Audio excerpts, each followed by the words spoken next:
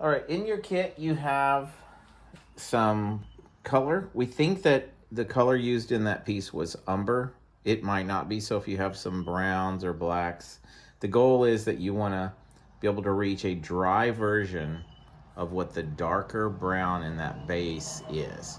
So you'll see there's two different colors. There's a dark brown, and then there's a powdery top, and we'll describe how to do that.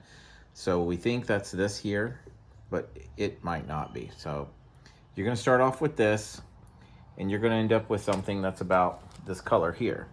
But what you need to do is dry these, because notice how dark this is here, and it dries to that. And while you're drying it, I would suggest just putting it on where you're fixing it and rub it in so it's thin, and then get a hair dryer and dry it. And so you'll have those close together. You'll have the actual brown base like a half inch from where you're trying to match. And when it dries is when you're comparing, because it lifts so much as far as value goes. So after you get a wet version that looks, after it's dry, that matches what's on the base, you'll put it in your bottle. Now let's pretend, and you'll need to add water until it pours out like that. So let's pretend you've got, your color is the right color, you've wet it down, and we've drawn a little void here.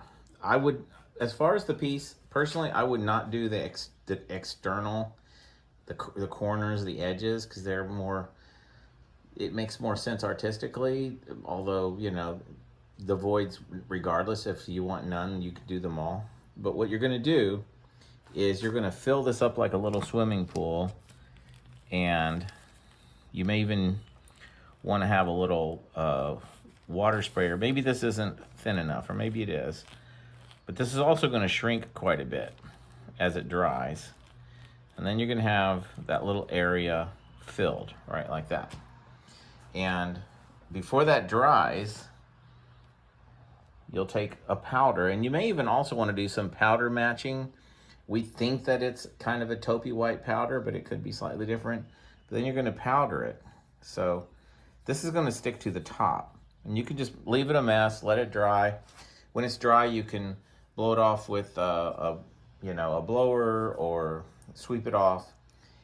When this powder is going to adhere to this wet coat, and they're all going to dry together. When that's done, everything is dry, you can take your sandpaper and you'll just knock the tops off of it, and you'll get that distressed dark light interchange, because that's how we got that, is you dust it and then you sand it, and it gives you that back and forth. That's it.